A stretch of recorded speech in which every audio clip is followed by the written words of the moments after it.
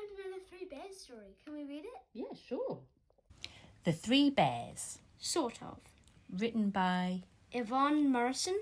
Illustrated by... Donovan Bixley. Once upon a time, there were 3 bears and they lived... What kind? Huh? What kind of bears? Grizzly bears? Sun bears? Spectacled bears? Polar bears? The last one?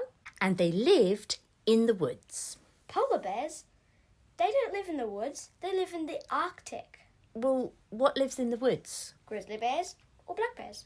Okay, then there were 3 grizzly bears and they lived in the woods in a cottage. In a cottage? How can 3 bears come to live in a cottage? They live in caves. It was an abandoned cottage. They found it. They thought it would be nicer than a cave. Anyway, there was a mummy bear, a daddy bear, and a wee little baby bear. What was the daddy doing there? Huh? Well, daddy bears don't usually live with mummy bears. Mummy bears raise their cubs alone. This was a special daddy bear who wanted to stay with his family. Anyway, one day, Mummy Bear was cooking some porridge for breakfast and... Porridge? Where did she get the oats? There was a barrel of oats left in the kitchen of the abandoned cottage. Anyway, she put the pot on the stove and... How did she pick up the pot? She doesn't have any thumbs. And why is she cooking it? Wouldn't bears just eat the oats raw? Or better yet, go out to catch some salmon? And why is the stove working? Wouldn't the power be off in an abandoned cottage? She picked up the pot using both paws together, and Baby Bear is allergic to fish, so no salmon for him. And the cottage had only just been abandoned, so the power hasn't been switched off yet, okay? Anyway, she cooked the porridge and poured it out into 3 bowls, and Daddy Bear and Baby Bear came to breakfast.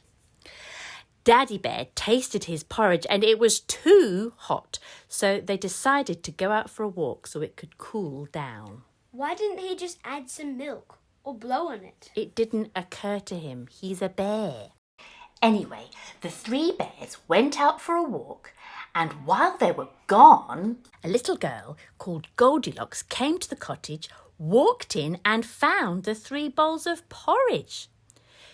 She was very hungry, so she picked up a spoon and tried Daddy Bear's bowl, but it was too hot. Still too hot? Yes, still too hot. So she tried Mummy Bear's porridge, but that was too cold. What? Yes, and then she tried Baby Bear's porridge and it was just right. So she ate it all up.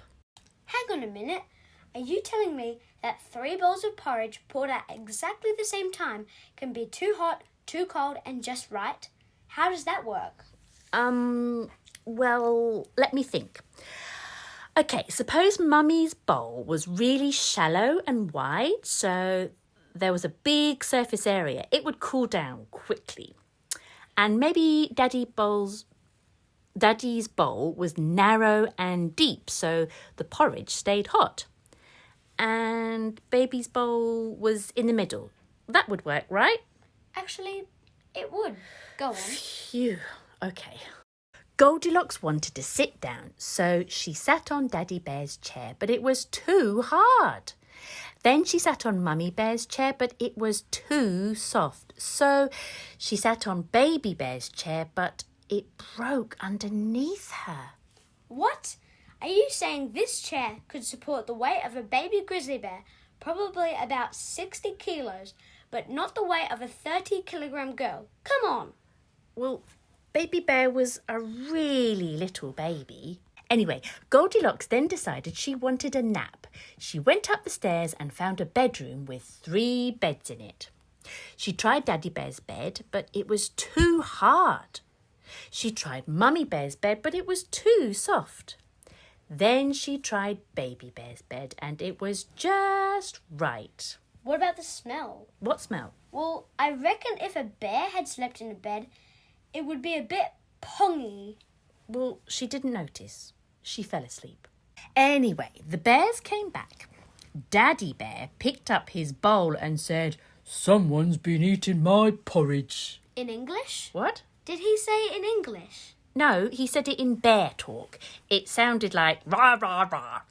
Then Mummy Bear picked up her bowl and said, in bear talk, before you ask, someone's been eating my porridge. Then Baby Bear picked up his bowl and said, someone's been eating my porridge and it's all gone. He could talk then? Yes, I just said they talk bear talk, rah, rah, rah. No, I mean he was old enough to talk. That means he wasn't a really little baby like you said. So how come he didn't break the chair before the girl did? He was little but very smart. Smart enough to talk bear talk. Anyway, then they went through to the living room and Daddy Bear said, someone's been sitting in my chair and How did he know? she'd moved the cushions. Then Mummy Bear said, someone's been sitting in my chair and before you ask, her cushions were moved too. Then Baby Bear said, someone's been sitting in my chair and they broke it. I'm surprised they didn't notice that first. I mean, I would have. I'd noticed a broken chair before I'd noticed some messed up cushions. So then they decided to go up to bed. Daddy Bear said, someone's been sleeping in my bed. What did that sound like? Rah, rah, rah. Oh, same as porridge then.